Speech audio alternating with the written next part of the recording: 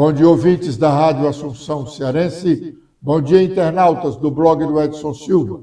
Estamos começando agora o nosso programa, o blog do Edson Silva, na Rádio Assunção Cearense. Os ministros do Tribunal Superior Eleitoral, do TSE, estão julgando um recurso relacionado a uma nova eleição municipal em Iguatu.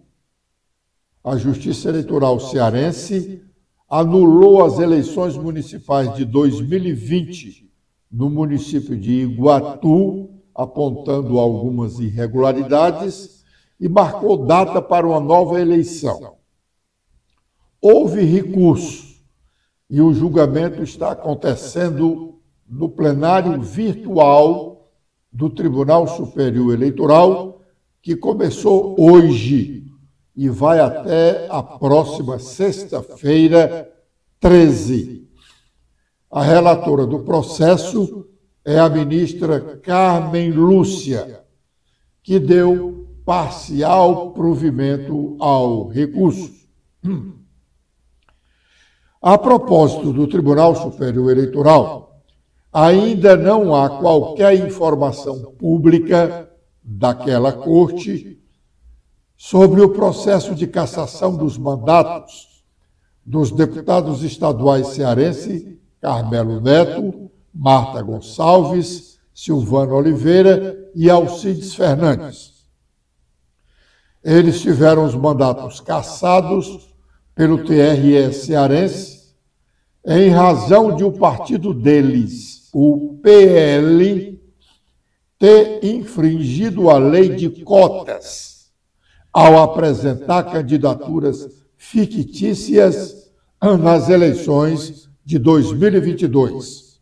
Isto é, o partido não cumpriu a lei que manda ter na chapa proporcional 30%, ao mínimo, 30% de candidaturas, para ser mais específico, candidaturas femininas. O recurso que foi para o TSE é o de suspeição contra o juiz que foi relator do processo que cassou o mandato dos deputados do Ceará. Ainda não é o recurso contra a decisão do Pleno do TRE sobre a cassação. No nosso entender, esse processo tem tudo para o TSE anulá-lo, anular todo o julgamento feito pelo TRE cearense. Além do que, a aprovação da PEC da anistia já garantirá a manutenção dos mandatos dos deputados estaduais cassados. Luiziane Lins e o governador Elmano de Freitas devem estar conversando agora. E a conversa é na residência que a deputada federal Luiziane Lins tem em Fortaleza. Por que não é no Palácio da Abolição? Diz lá as línguas maliciosas, para evitar que a senadora e o deputado estadual, que estão sempre ao lado do governador Elmano, a senadora é Augusta Brito, e o deputado estadual é o presidente da Assembleia, Evandro Leitão. Eles não deixam o governador só nem um instante. Por isso, a conversa do governador com Luiziane é na residência dela. E é sobre a candidatura dela à Prefeitura de Fortaleza no próximo ano. Os 35 anos da promulgação da Constituição Cidadã, como denominou-a o presidente da Assembleia Nacional Constituinte, Ulisses Guimarães, em 5 de outubro de 1988, na solenidade da sua promulgação, ontem aqui reservamos um bom tempo para registrar esse fato. E hoje faremos o mesmo em razão da importância que todos os brasileiros devemos dar à lei maior do país. Ontem, 5 de outubro, a data de comemoração dos 35 anos de promulgação da Constituição, duas solenidades marcaram a efeméride em Brasília. A primeira, no Congresso Nacional, onde a Constituição foi gerada, e a outra no Supremo Tribunal Federal, que é o guardião da nossa Constituição. Os chefes dos três poderes da República, Legislativo, Executivo e Judiciário, compareceram a ambas. No Senado, o principal pronunciamento foi do senador Rodrigo Pacheco. Vamos ouvi-lo. Comemoramos o aniversário do grande marco da redemocratização do Brasil. Mais que um texto normativo, a Constituição é uma carta de promessas endereçadas à população brasileira. Uma carta com diretrizes para os representantes do povo. Uma carta que definiu claramente qual o tipo de Estado que o Brasil seria dali em diante. Ao fim dos trabalhos na Assembleia Nacional Constituinte, na sessão de promulgação do novo texto constitucional, no dia 5 de outubro de 1988, o deputado federal Ulisses Guimarães anunciou o seguinte, aspas, declaro promulgada o documento da liberdade, da dignidade, da democracia, da justiça social do Brasil. Que Deus nos ajude para que isso se cumpra. Fecho aspas. O grande estadista brasileiro, pai da Constituição Cidadã, falava de uma perspectiva singular, a de alguém que foi um dos líderes da oposição no regime anterior. A promulgação da Constituição de 1988 significava a retomada das liberdades básicas, liberdade de expressão, liberdade de pensamento, liberdade de ir e vir. Significava o fim da repressão que fez milhares de vítimas, mortos, torturados, exilados, censurados, presos, num dos períodos mais sombrios de nossa história. Significava o retorno de uma institucionalidade vigorosa, em que o Executivo governa, o Parlamento legisla e o Judiciário julga, sem que um poder se subordine ao outro, formal ou informalmente. A harmonia e a independência estavam gravadas no texto constitucional e, a partir de então, deveriam ser o norte de atuação dos poderes da República. Disse o doutor Ulisses em seu discurso, a sociedade sempre acaba vencendo, mesmo ante a inércia ou o antagonismo do Estado.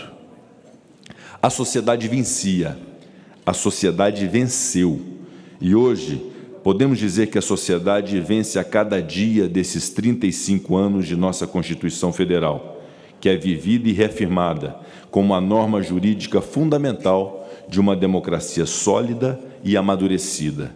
As comemorações dos 35 anos da promulgação da nossa Constituição, depois da solenidade no Congresso Nacional, tivemos a sessão solene no Supremo Tribunal Federal. Lá, a fala principal foi do presidente da Corte Suprema Brasileira, ministro Luiz Roberto Barroso.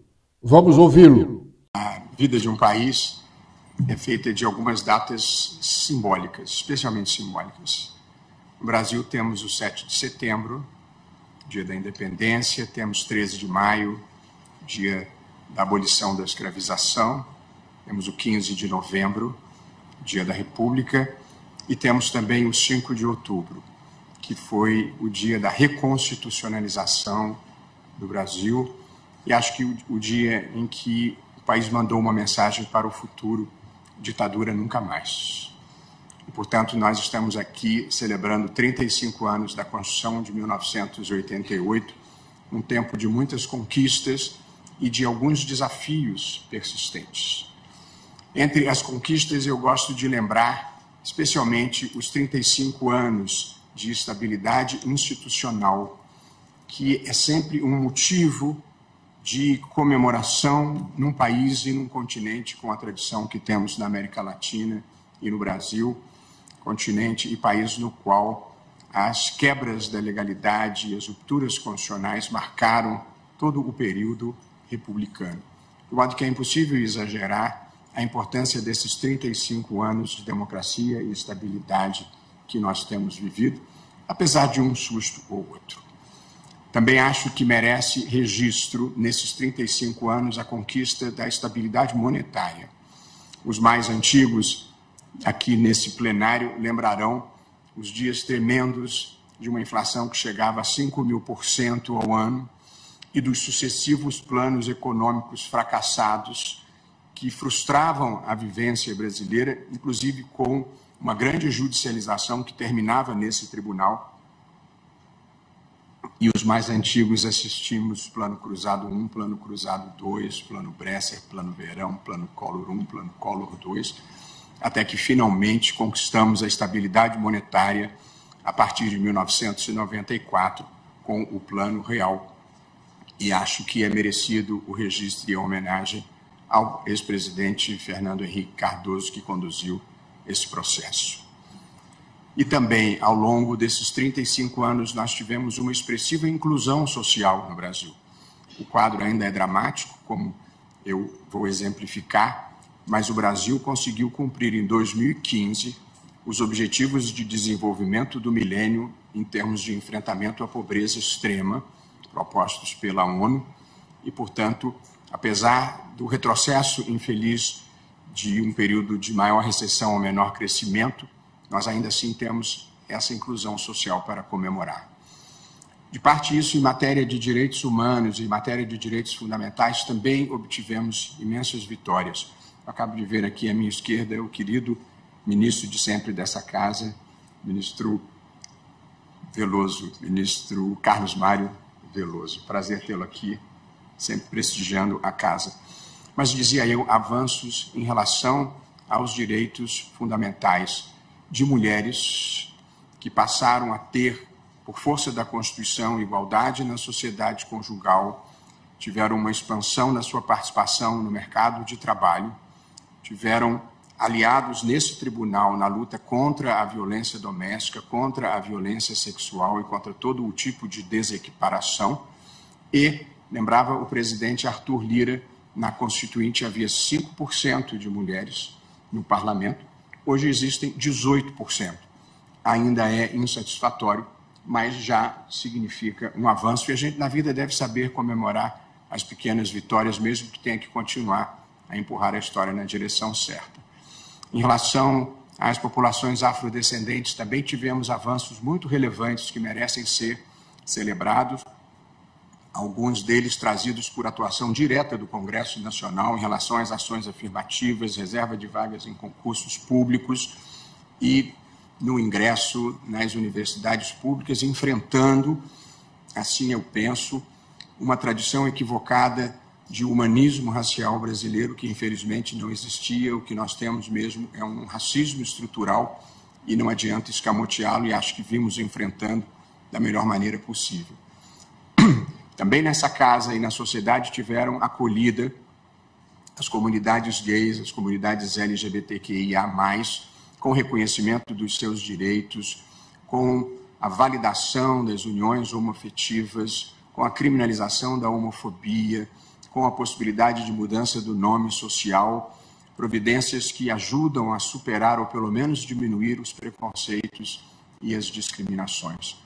Também as populações originárias tiveram amparo nessa casa e na própria Constituição, assim como as pessoas com deficiência. Também atuamos aqui pelo Supremo em decisões importantes na proteção do meio ambiente, decisões recentes do Fundo Amazônia, e aqui uma homenagem que nós vamos prestar perenemente à ministra Rosa Weber, que foi a relatora desse caso importante, a questão do fundo clima, decisões importantes do Supremo em matéria de moralidade administrativa, como a proibição do nepotismo nos 3 poderes, decisões relacionadas à liberdade de expressão, fim da exigência de autorização prévia para a publicação de biografias, derrubada da lei de imprensa do regime militar.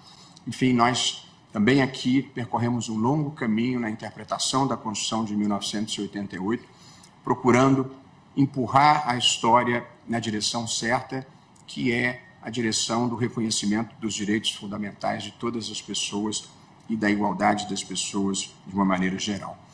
Sobraram, no entanto, alguns desafios muito importantes que nós precisamos enfrentar, a começar, e todos eles amparados na Constituição, porque a Constituição oferece remédios e programas para enfrentá-los todos.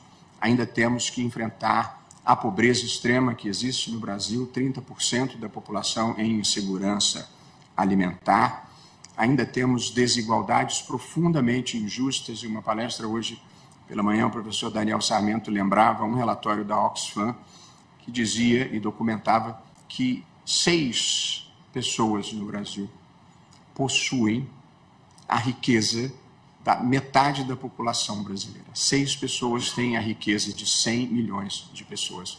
E, portanto, é preciso ter olhos para a desigualdade e como ela afeta as relações na vivência brasileira. E um outro desafio que nós ainda temos que enfrentar é o da violência urbana e, infelizmente, do crescente crime organizado que começa a entrar no radar da sociedade brasileira e nós precisamos encará-lo.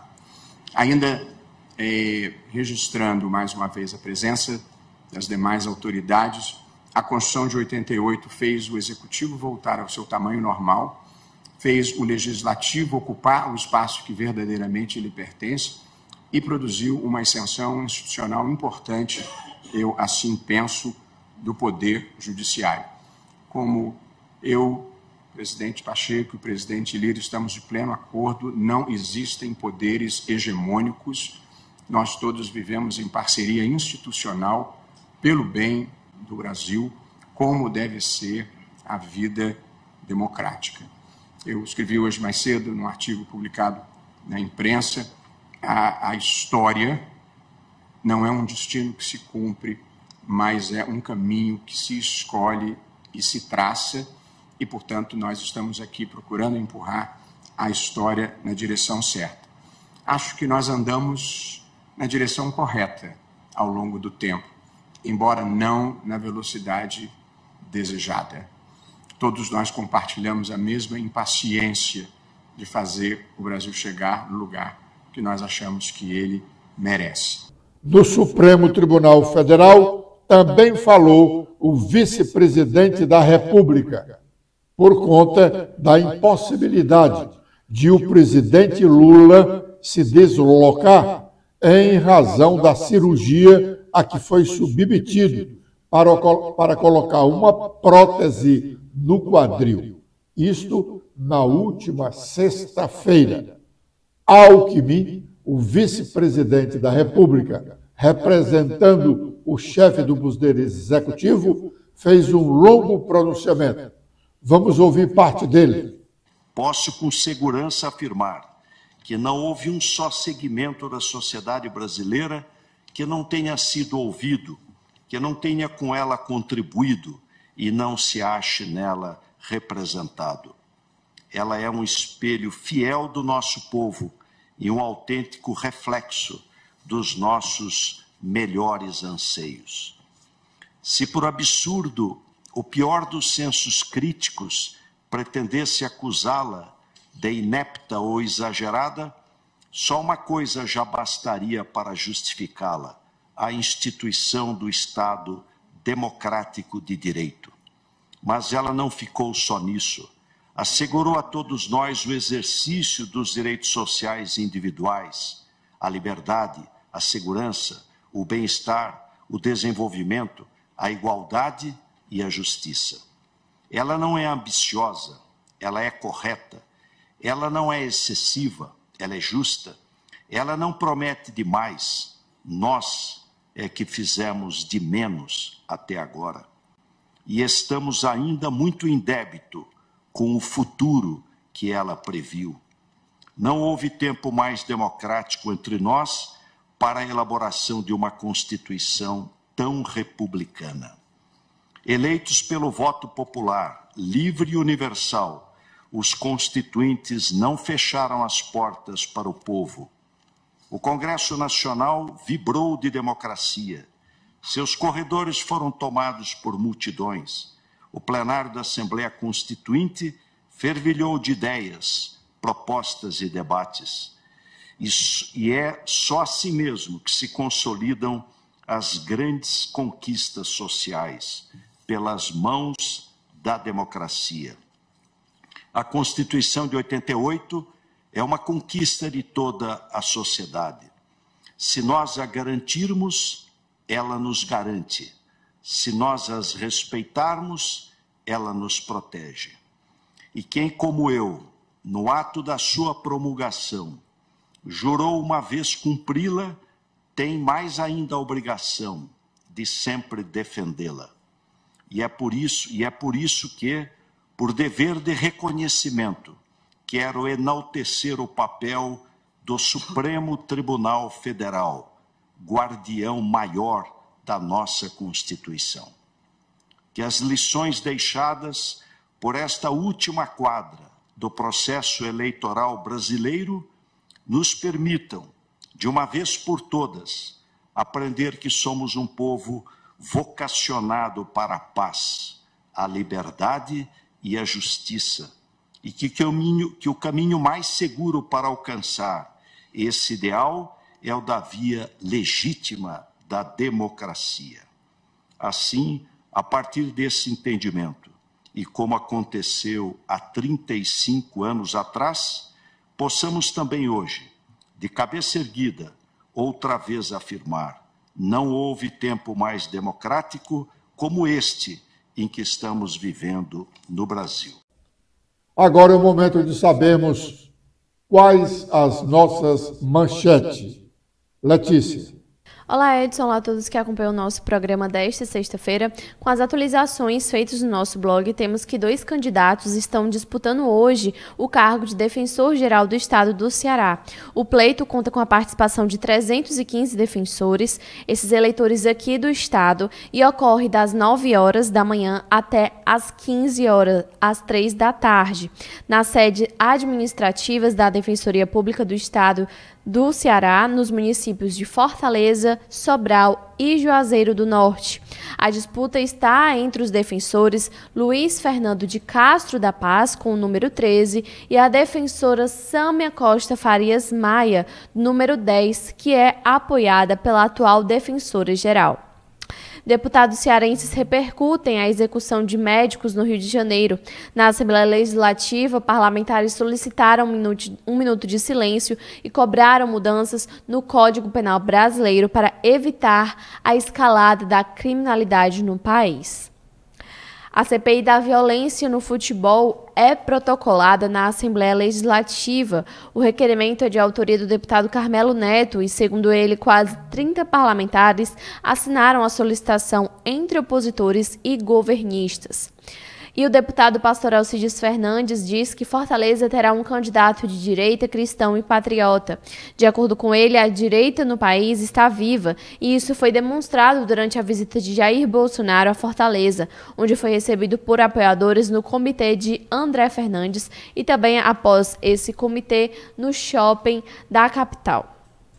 Agora, com os destaques nacionais, iniciando pelo Estadão, temos em principal manchete sobre roubo de Pix à distância, um novo crime que tem até cooptação de funcionários de telefonia. Esse grupo usava programas espiões para invadir celulares por meio de links e arquivos. Com os destaques do Globo, temos em principal manchete sobre 2005, uma facção que executou criminosos que mataram 5 ao incendiar ônibus. Tudo sobre o Tribunal do Tráfico, sobre esses assuntos mais atuais que envolvem a criminalidade. E candidata à Procuradoria-Geral da República engavetou reunião que tornou Bolsonaro inelegível. Com as últimas da Folha de São Paulo, temos em destaque marqueteiros de Lula que usam experiência com estética fálica de Bolsonaro para amarrar Milei. Publicitários ajudam peronismo em meio à popularização de símbolos como motosserras. O presidente do Tribunal Superior Eleitoral, o ministro Alexandre de Moraes, também foi um dos oradores nas solenidades comemorativas dos 35 anos de promulgação da nossa Constituição Cidadã. Vamos ouvir parte do seu discurso. Nós temos realmente que comemorar. São 35 anos da Constituição Federal, o maior período de estabilidade democrática na República, em que pese, como bem lembrou o presidente da Câmara, Arthur Lira, não ser a Constituição republicana com mais duração ainda, mas é a Constituição republicana que garantiu o maior período de estabilidade democrática, que garantiu a democracia, que garantiu o respeito ao Estado de Direito. A Constituição de 88, ela fortaleceu as instituições. A Constituição de 1988 consolidou a democracia, efetivou diversos direitos fundamentais, universalizou a saúde e a educação. Nós temos sempre que nos lembrar que até a Constituição de 88 a saúde não era universalizada no Brasil, a educação não era, em que pese todos os problemas que ainda temos, principalmente em virtude da questão econômica, a pandemia mostrou o acerto da Constituição Federal de 1988 ao universalizar a saúde. O SUS retribuiu a confiança que a Constituição na saúde fez, possibilitando que houvesse um tratamento adequado a toda a sociedade brasileira. Mas, presidente Rodrigo Pacheco, se nesses 35 anos evoluímos muito, nós ainda temos muitos desafios. Nós temos o desafio diário de manter a democracia. Nós temos o desafio diário de afastar o que eu chamo dos cupins da democracia, dos arautos do autoritarismo, dos arautos do populismo, dos arautos da ditadura. Nós todos, enquanto instituições, enquanto poderes de Estado, nós temos que estar, em que pese eventuais divergências que são naturais na democracia, nós temos que estar unidos na defesa da democracia, para afastar o que não ocorre só no Brasil, mas no mundo, para afastar esse novo populismo ditatorial que se pretende, com autoritarismo, que vem a ser tudo contra o que a nossa Constituição de 1988 proclama. E temos um segundo desafio, presidente Rodrigo Pacheco. Nós temos que garantir, nós enquanto poderes, os três poderes de Estado, nós temos que garantir não só a democratização jurídica que houve com a Constituição de 1988, mas nós temos que garantir a democratização social. Nós temos que garantir uma maior distribuição de renda, nós temos que garantir, como diz a Constituição, a efetiva construção de uma sociedade livre, justa, mas também uma sociedade mais igualitária. É o nosso desafio para os próximos 35 anos. Muito obrigado. Agradecendo a honrosa audiência dos ouvintes da Rádio Assunção Cearense e internautas do blog do Edson Silva, estamos encerrando o nosso programa de hoje, desejando um bom fim de semana a todos os nossos ouvintes, prometendo estar de volta com a proteção de Deus na próxima segunda-feira, a partir de 11h45. Letícia. Eu também faço meus agradecimentos a todos que acompanharam o nosso programa de hoje. Vocês podem ver mais notícias apontando a câmera do celular de vocês para este QR Code. Tenham todos um ótimo final de semana e até segunda-feira.